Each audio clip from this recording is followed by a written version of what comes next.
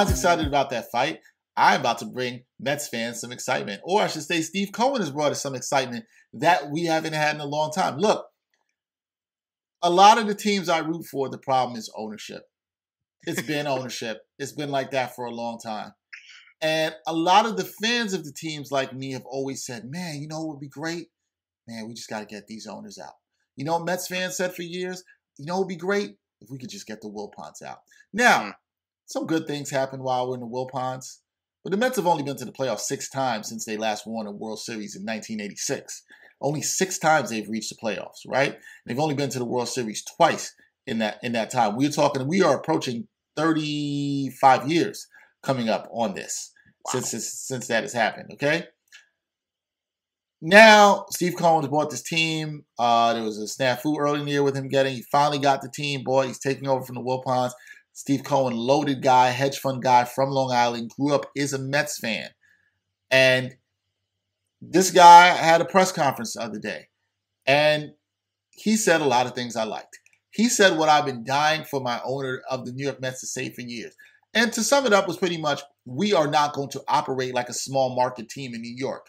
We are going to operate like a big market team in who we are. And that he wants to set and change the culture and standard of the New York Mets. Okay? He said, if the team doesn't win a World Series in the next 3 to 5 years, he will consider it a disappointment. I like that. I like that confidence. I like that he wants to get this done and knows a time frame and how he wants to get it done. I'll be disappointed too if they don't do it. But I like that he's going for it. He says he will not meddle in baseball operations. An owner of a basketball team in New York could probably learn a thing or two from that. He will devote resources to winning now and building a farm system simultaneously. He said he'll gladly spend a lot of money in pursuit of it. And he says that he does not want to be mediocre. Anybody who knows me knows I don't tolerate mediocrity. There's no need for that. If you want, you got to go for it and be great. You want to be king, you got to go for it and be great. We're not sitting here to be some average team. And another thing he says is great. I think some reporters asked him about, like, hey, how do you think you compete with the Yankees? And it's something I always say to Mets fans. We're not here to compete with the Yankees. The Yankees have done what they've done. Respect to them. They've had their legacy. But we got to do what we got to do. Sorry, I hit my mic. We gotta get a little excited here. We got to create our own legacy. And this is what this guy is trying to do. Now, came in, got rid of the front office, brought back Sandy Alderson, the man who led us in the front office to our last World Series appearance. No problem with that. You want to change the culture? You got to change it and clean it out from within. You got to bring in a whole new culture. The biggest thing about me is, look, money doesn't buy championships, and he said that as well, too. You have to build a team. But the fact that the Mets will actually spend money for the team, that they can actually compete and go out and get free agents to bolster the roster, which has some decent young offensive players, which has some talent there. They need some help on the pitching side. There's some other things they need to shore up, but they can now you feel for once, we could go out and get a Francisco Lindor. Maybe we go get a Trevor Bauer. You already said, Marcus Stroman has already accepted the $18.9 million qualifying offer. He knew he probably was going to get better than that this year, but he's a good pitcher. Add that to a DeGrom and a returning Syndergaard. Maybe if you add another pitcher, now you got something.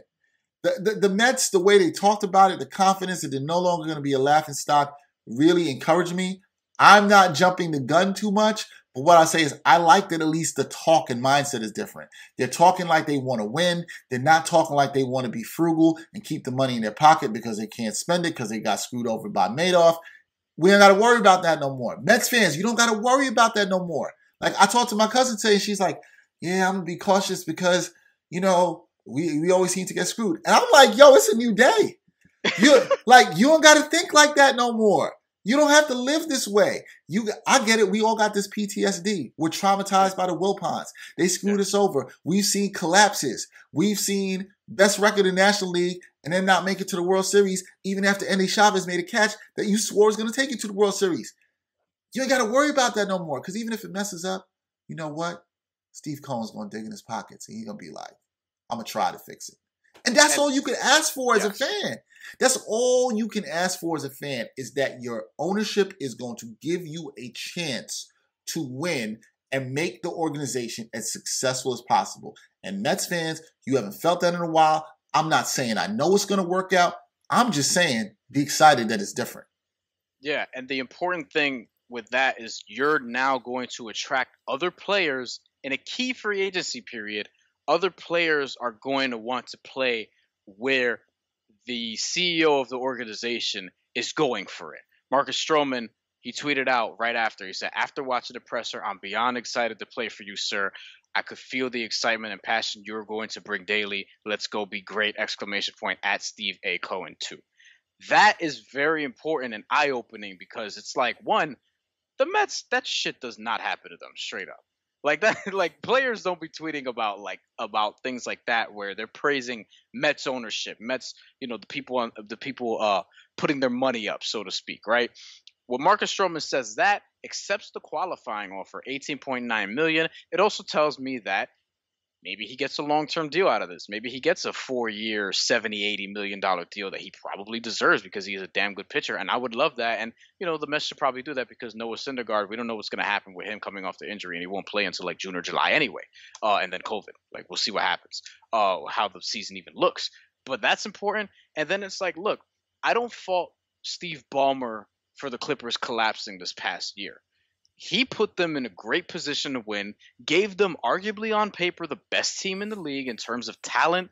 They should have worked it out in terms of chemistry, whether it was Paul George, whether it was Doc Rivers, whether it was Kawhi Leonard at the end, or a machination of all of the above, whatever the case may be. Steve Ballmer put his money where his mouth was, and he really drove that thing and tried to make it happen. It's not didn't work, hasn't worked yet because we don't know. It's entirely possible that he still walks away with the championship.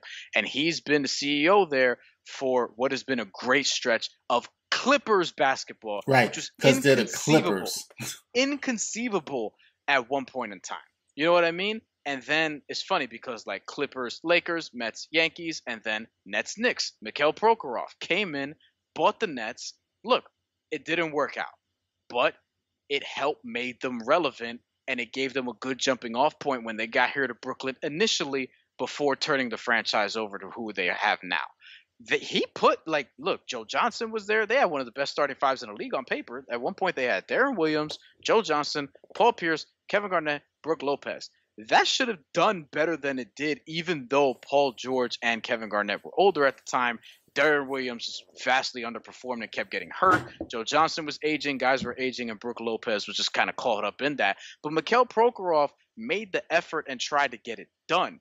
You know what I mean? And then you have your examples of owners who have actually gotten it done. So we'll see. Hopefully, Steve Cohen is on the other side of that and is able to bring this team a championship.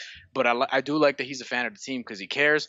And if he's a fan of a team and doesn't meddle and stays out of the way and really puts his money where his mouth is, that's all you could really want at the end of the day. Me, as a Met fan, Dexter, as a Met fan, we want Francisco Lindor. We can get rid of Ahmed Rosario and whatever else. Commit to Andres Jimenez. We need to play Jeff McNeil every day. Dom Smith is an everyday outfielder. I don't want to hear shit.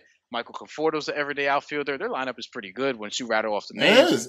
And, if they sign JT Realmuto, look, you get the pitching staff in order, and this team could compete. And not even just in the short term, but compete for multiple years. Yeah, I'd be happy if all those things happen in the offseason. Look, I just like to know that we can be in a conversation. Players can take it seriously. Players have the energy that Marcus Stroman has.